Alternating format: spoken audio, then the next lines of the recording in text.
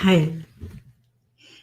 In speaking today about the transformational journey from burnout back to passion, back to life, back to being alive and loving being here. It's a process, and you've heard me say it a few times this week, that can happen just like that. Dealing with the ramifications can take a while, but it's a process that can happen quickly if you allow it. The greatest thing is giving yourself permission.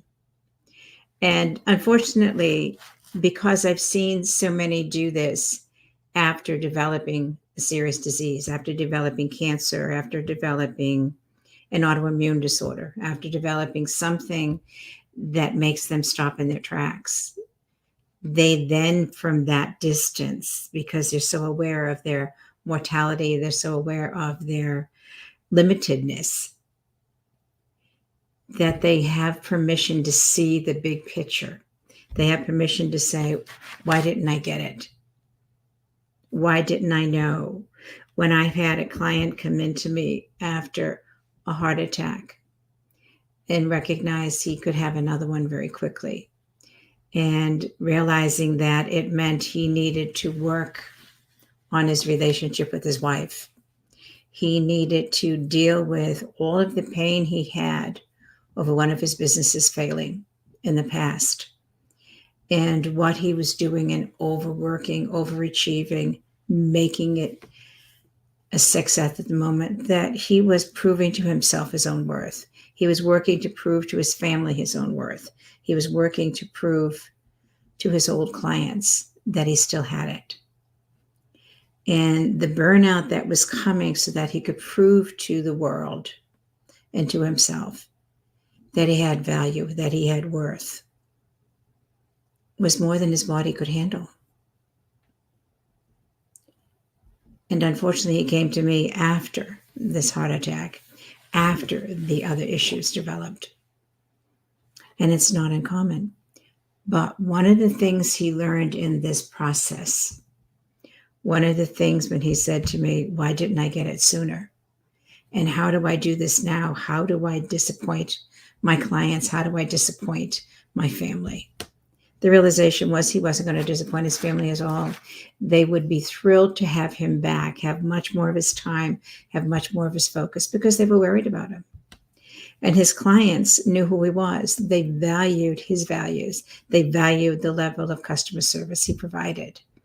And in the process of seeing that he already was valued, he already was wanted, there was an amazing ability to say, why didn't I get it?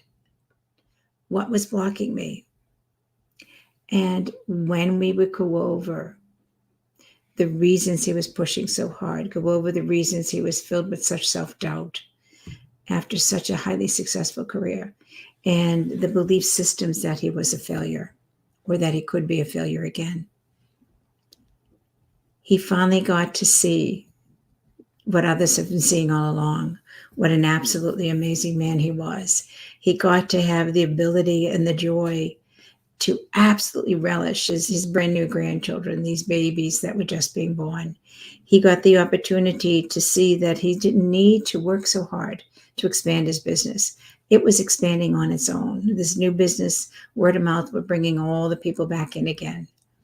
That it didn't take the amazing amount of effort he thought it did, but it's in giving up the need to prove anything to anybody that he got his self back. He woke up starting to enjoy life, starting to see his wife differently, and starting to recognize where, no relationship is perfect, but there are some drastic changes he could make to make this one work beautifully for the both of them. It really is a process, but doing so without being in crises allows you to enjoy the journey for so many more years in so many more wonderful ways. Take the opportunity for that transformational journey and do it while you're healthy. Do it while you still can. Life is meant to be enjoyed. It's meant to be a gift. It's not meant to be survived. And it's certainly not meant to be the struggle we create in our own minds and then start to live out. Give a call if you need. Call me Let me support you in the journey. It's such an adventure, and it's one I love to take, to watch somebody come alive again and remember what their true gifts are that they're bringing to the world.